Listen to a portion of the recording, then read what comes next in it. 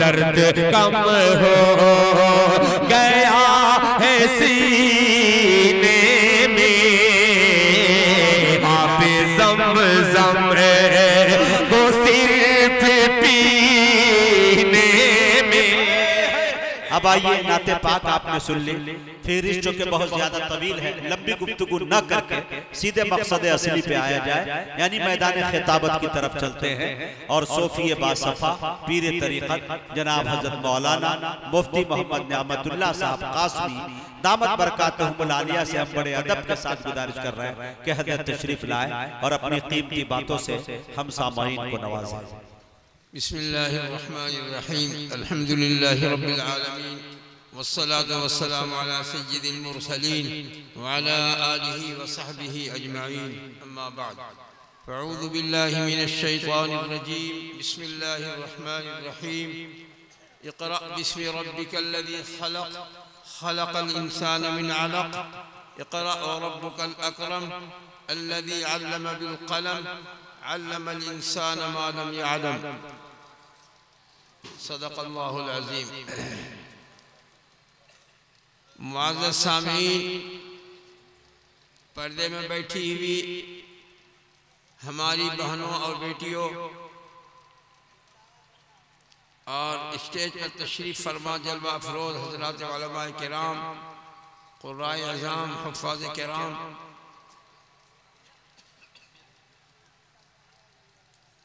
मेरी हाज़िरी यहाँ सिर्फ आप हज़रात की दीदार के लिए हुई है।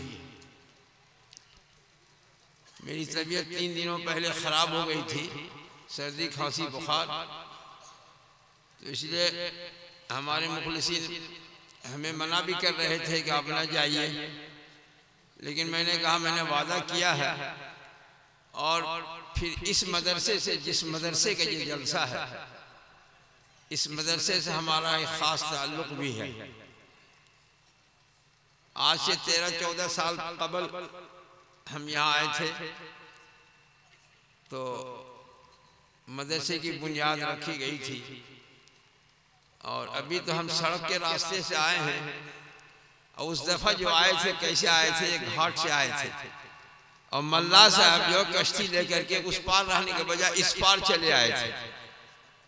तो कश्ती के इंतज़ार में घाट पे 1.5 घंटा इंतज़ार करना पड़ा था। और रात के अंधेरे में कश्ती पे सवार हुआ 8 बजे करीब या 8:30 बजे, और इस पार लगा आकर के इशा की नमाज के बाद वो कश्ती मल्लाह जो थे, वो हम अभी दावत देने गए थे, वो भी मौजूद थे। उन्होंने कहा कि आपका एक तमाचा मैंने खाया भी है। तो इस तरह से जो है कि पहली दफ़ा मेरा यहाँ आना हुआ था, तो इसलिए इस मदरसे से मुझे एक ख़ास ताल्लुक़ है।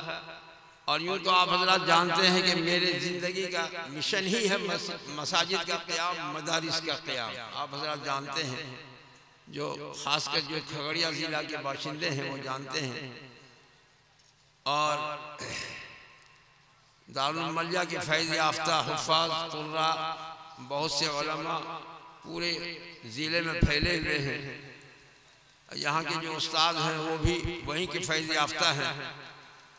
ये सुखाड़ घाट है, फिर सुखाए बासा भी है, फिर चोहली भी है, फिर कड़वा मोर भी है, बढ़ते चले जाइए, फिर खगड़िया भी है, फिर पिपरा लतीफ़ भी है, बढ़ते चले जाइए, बढ़ते चले जाइए। हर जगह हमारे बिला वास्ता या बिल वास्ता शागिर्दों की टीम फैली हुई है हर जगह, जो दीन की खिदमत अंजाम दे रहे हैं।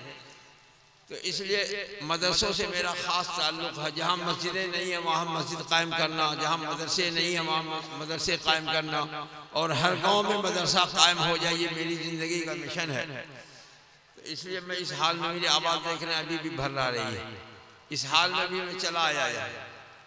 तो आप हज़रात की दीदार के लिए आ गया, हिम्मत अफजाई के लिए आ गया, अपनी हिम्मत बढ़ाने के लिए भी आ गया, आप हज़रात की हिम्मत बढ़ाने के लिए भी आ गया।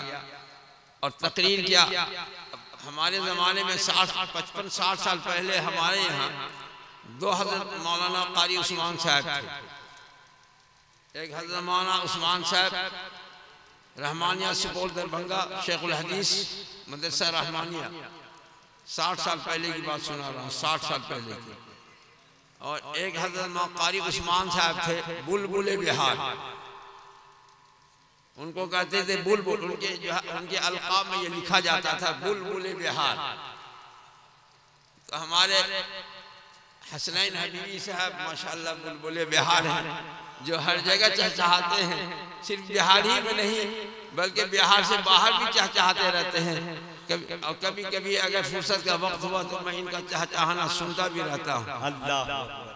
तो इसलिए जो है अब ये चहचहाने वाले और इतने अच्छे कारी के बाद अब मुझ जैसे जो है कि एक मुअम्मर आदमी को बैठा दिया गया, वो भी जिसकी तबीयत अभी ख़राब है, तो मैं क्या बयान करूँ। बहुत से अच्छे मुक़र्रिरीन तशरीफ़ फरमा है, बहुत से अच्छे वाइज़ीन तशरीफ़ फरमा है, और जिनकी कीमती नसीहतों को आपको सुनना है और दिल जमी के साथ सुनना है, बैठ के सुनना है। मैं तो चला जाऊंगा अभी थोड़ी देर के बाद, रवाना हो जाऊंगा, लेकिन आप हजरात को बैठ के रहना है, दिल जमी के साथ सुनना है। अभी मैं थोड़ी सी तशरीह कर देता हूँ उस आयत करीमा की जिसकी तिलावत मैंने की है। अभी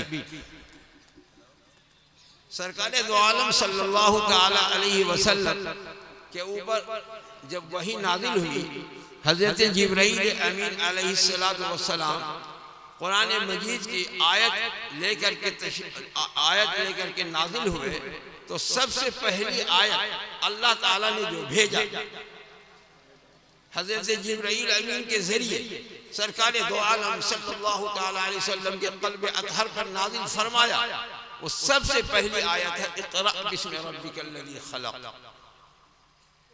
खलक़ल इंसान मिन अलक़, इक़रा व रब्बुकल अकरम अल्लज़ी अल्लम बिल क़लम अल्लमल इंसान मा लम यअलम। सरकार दो आलम सल्लल्लाहु अलैहि वसल्लम जिस जमाने में मबूस हुए, तशरीफ लाए, नबी बनाए गए, अरब के अंदर बहुत सारी बुराइयां फैली हुई थी। आप मुक़र्रिरीन हज़रात से सुनेंगे, शराब नोशी उनकी घुट्टी में पड़ी हुई थी, लड़कियों का कत्ल उनकी घुट्टी में पड़ा हुआ था। वो बेटी को देखना पसंद नहीं करते थे, बेटियों को मार डालते थे। दरगोर करना तो क्या समझेंगे आप, बेटियों को मार डालते थे, मार करके दफन कर देते थे जिंदा बेटियों को। वो किसी शख्स को अपना दामाद देखना पसंद नहीं करते थे। शराब उनकी घुट्टी में पड़ी हुई थी।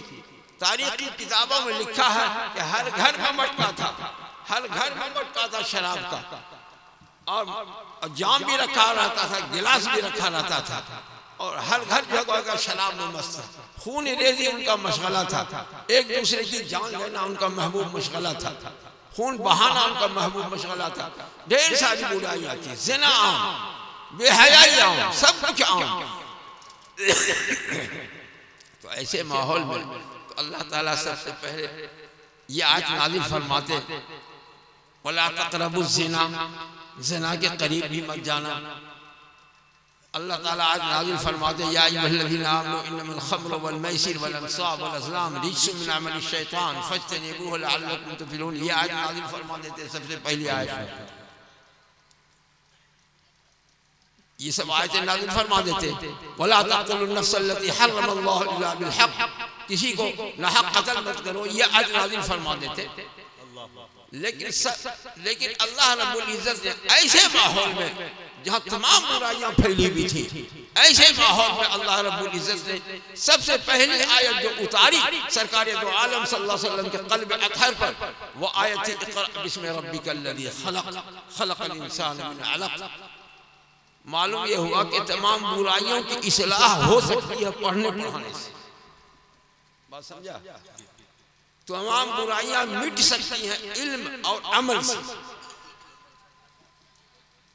जब आप किसी को मौलाना साहब की पगड़ी बांध दीजिएगा ना, तो बेचारा पहले अगर सनीमा भी देखता था सनीमा छोड़ देगा। पहले हाफिज साहब की पगड़ी बांध दीजिएगा ना उसके सर पे, जुआ खेलता था जुआ छोड़ देगा।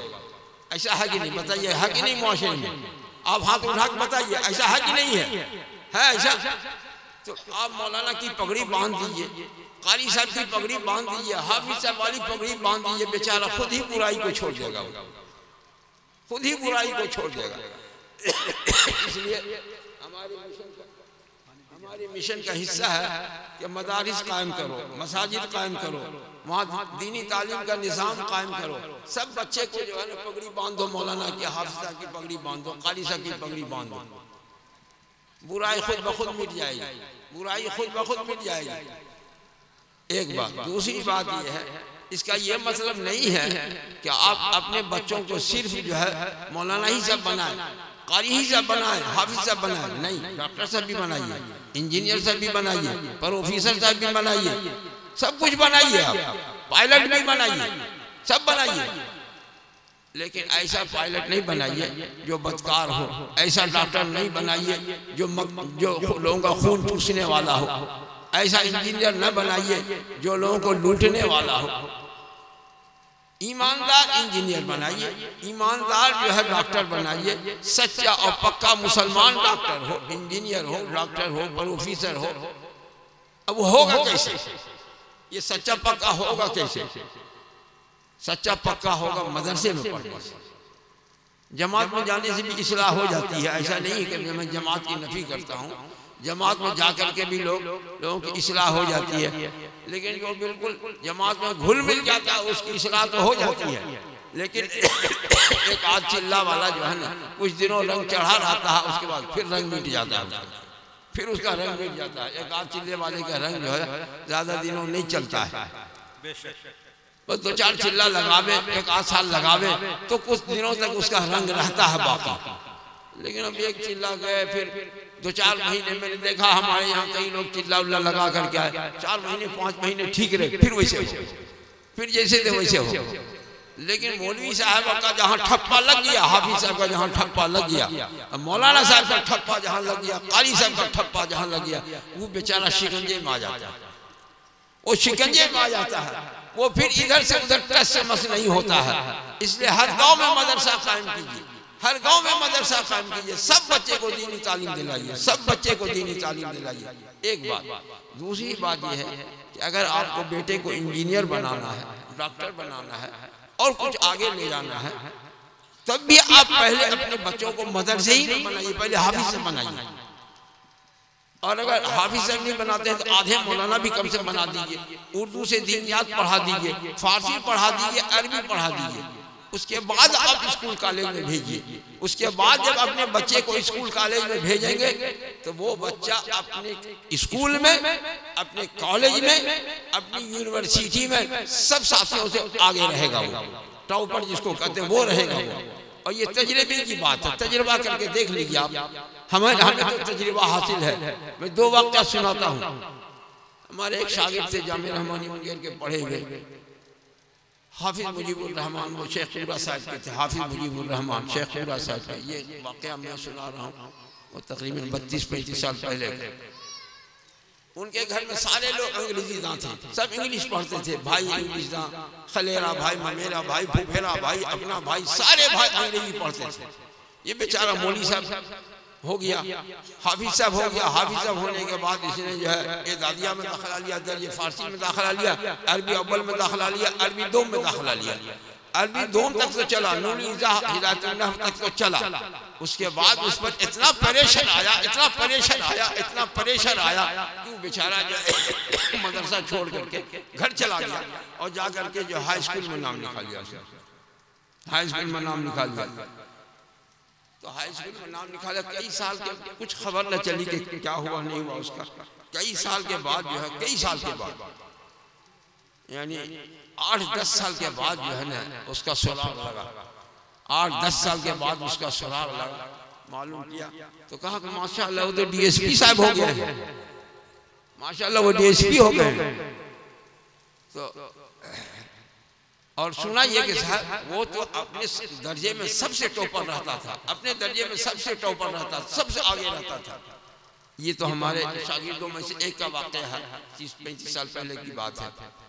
तो वजह उसकी ये है कि हमारी अरबी पढ़ाई जो है ना, ये जो कुरान शरीफ की पढ़ाई है, फिर उर्दू की पढ़ाई है, फिर फारसी की पढ़ाई आमदनामा रटवाते हैं हम लोग, उसके बाद जो है वो फारसी कवायद रटवाते हैं हम लोग, फिर मीज़ान रटवाते हैं, नहमीर रटवाते हैं। ये रटाते रटाते रटाते रटाते उनके जहन को इतना हम सैकल कर देते हैं, इतना जहन को बिल्कुल साफ सुथरा कर देते हैं और उसकी जुबान इतनी चालू कर देते हैं कि कोई चीज़ उसको रटने में कोई देर नहीं लगती है, न समझने में देर लगती है उसको। और स्कूल कॉलेज का जो बच्चा रहता है वो भद्दा होता है। स्कूल कॉलेज में जो शुरू से बच्चा पढ़ता है वो भद्दा होता है, वो ज़हीन नहीं होता, गबी होता है, भद्दा होता है। और अगर इम्तिहान करना हो तो इम्तिहान कर लीजिए आप। हमने देखा बहुत से बच्चे जो शुरू से स्कूल कॉलेज में पढ़ रहे हैं, स्कूल कॉलेज में पढ़ रहे हैं, उनका दिमाग ही नहीं चलता है पढ़ने में। नंबर पूछे तो कहेगा सेकंड डिवीजन से पास में, और छुपाना होगा ना तो टोटल नंबर बता देगा आपको इतना नंबर आया है मेरा, या सेकंड डिवीजन से पूरे तो कहेगा सेकंड डिवीजन, फर्स्ट तो कोई बोलता ही नहीं जल्दी कि हम फर्स्ट डिवीजन से, और बिल्कुल सबसे अगले नंबर से पास में कोई नहीं बताता है, वो भद्दा हो जाता है स्कूल कॉलेज में जाकर के। मदरसे से पढ़ करके स्कूल में जाएगा तो सबसे आगे रहेगा, सबसे तेज रहेगा वो, और वो अच्छी सर्विस हासिल करेगा, वो अच्छी सर्विस हासिल करेगा वो। और इधर दीन भी उसके हाथ में पहले से आ चुका है, उधर दुनिया भी उसके हाथ में आ जाएगी।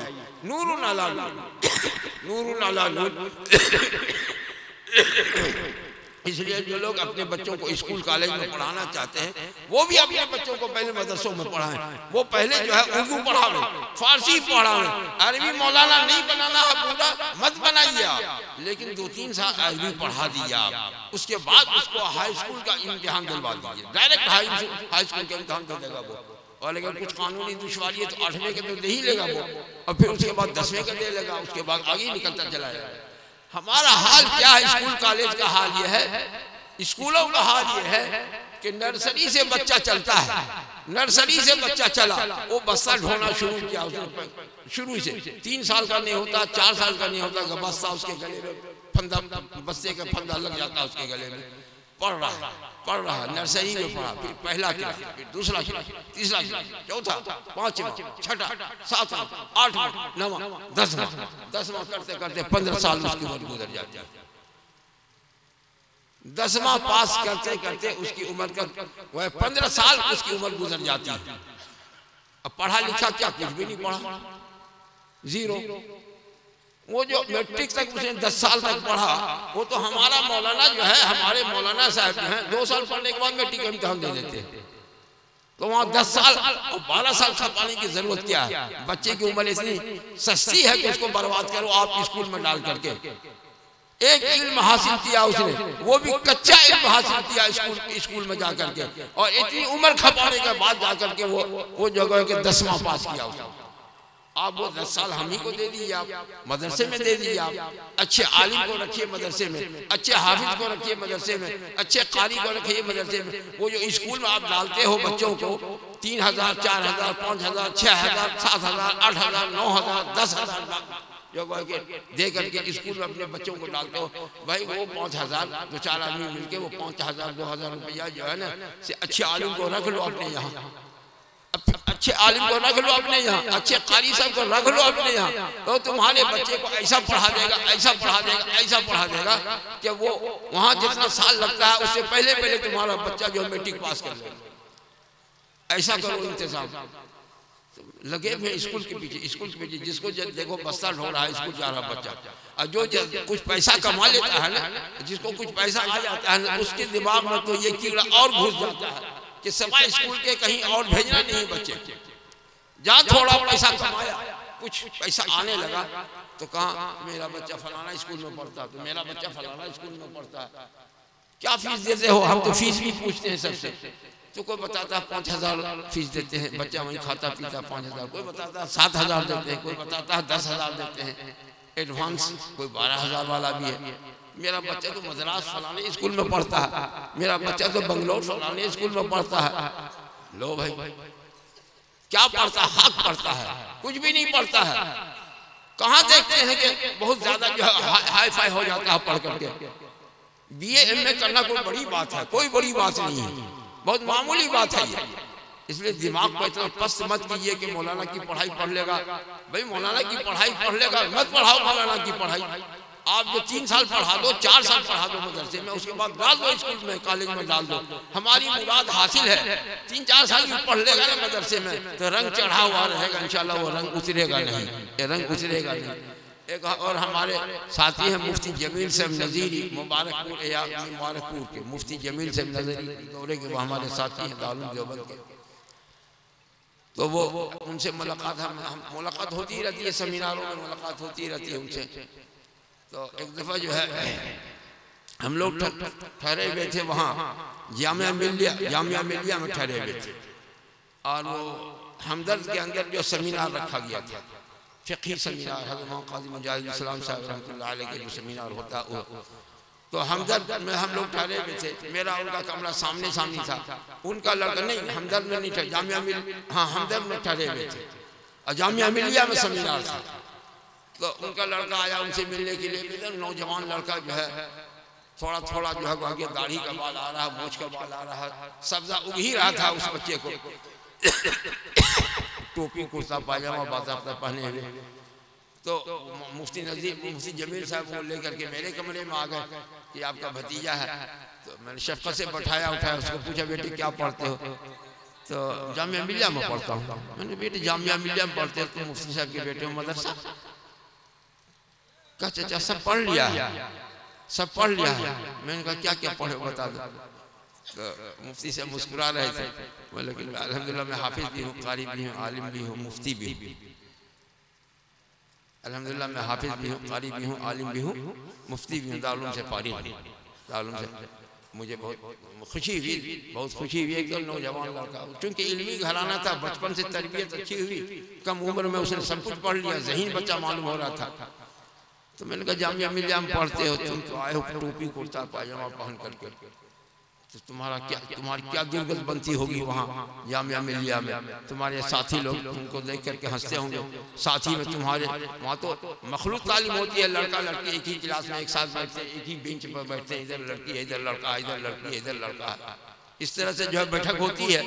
तो लड़कियां भी मजाक उड़ाती होंगी तुम्हारी, और जो लड़के भी मजाक, साथी लोग भी मजाक उड़ाते हैं कि मुल्ला जी आ गए, मुल्ला जी आ गए, मुल्ला जी आ गए। तो मुस्कुरा कहा चाचा कुछ ऐसा ही हुआ था, कुछ देर के लिए ऐसा हुआ था, एक आधे घंटे के लिए ऐसा हुआ था, उसके बाद फिर तो माहौल बदल गया। मैंने कहा कुछ सुनाइए कैसे माहौल बदला।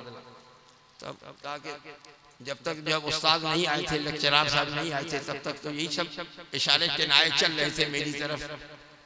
जब उस्ताद आए, उन्होंने लेक्चर देना शुरू किया, तो लेक्चर देने लगे तो सबसे ज्यादा मैंने सवालात किए उनसे, सबसे ज्यादा मैंने मालूमात हासिल की उनसे। ज़हन चलेगा बच्चे का तभी तो पूछेगा, जो भद्दा होगा, जो गोबर दिमाग होगा, क्या पूछेगा उस्ताद से? कुछ भी नहीं पूछेगा। तो ये हाफिज, कारी, आलिम, मुफ्ती बच्चा गया था जामिया मिलिया पढ़ने के लिए, तो इनका दिमाग खूब चलता था। उस्ताद भी बहुत खुश हुए इनसे। और उसके बाद का मंजर क्या बताऊं मैं, उसके बाद क्या हुआ वो बताओ। कहा कि जब क्लास से निकला तो लड़के भी, लड़कियां जो हमारी साथी थी, सर मुंह मुस्कुराना सब खत्म हो गया। Sir sir sir sir sir ये है सर। समझा बात को? मैं इसी जो वाक़े पर अपनी बात को ख़त्म करता हूँ और आप लोगों को नसीहत करता हूँ कि आप लोग हर गांव में मदरसा कायम कीजिए। और जो लोग स्कूल कॉलेज में अपने बच्चों को डालते हैं, नर्सरी में डालते हैं और 5,000, 6,000, 10,000 जो है फीस भर करके अपने बच्चों को पढ़ाते हैं, वो 2-4 आदमी मिल करके एक अच्छे आलिम को रखिए, अपने दरवाजे पर रखिए। पुराने ज़माने में रऊसा, नवाब, जमींदार इसी तरह पढ़ाया करते थे अपने बच्चों को। आप लोग तो हिस्ट्री तारीख जानते नहीं हैं, इसी तरह पढ़ाया करते थे। जो तो अच्छे आलिम को रखिए, वो अच्छे आलिम आपके बच्चों को ऐसा संवार देंगे कि फिर आप कुछ दिनों पढ़ाने के बाद मौलाना अबुल कलाम आजाद रहमतुल्लाह अलैह कैसे पढ़े थे? कोई स्कूल कॉलेज में जाके पढ़े थे? उनके अब्बा ने खैरुद्दीन साहब रहमतुल्लाह अलैह ने उनके लिए 5 उस्ताद को रखा था। वो 5 उस्ताद पढ़ाते माँ आजाद रहमतुल्लाह अलैह। वहां से जब मौलाना होकर फारिग होकर निकले तो बड़े बड़े जो अंग्रेजी गांव के सामने फेल हो गए। ये क्या सब लेके आ गए भाई? ये फोटो खींचने के लिए आया है क्या?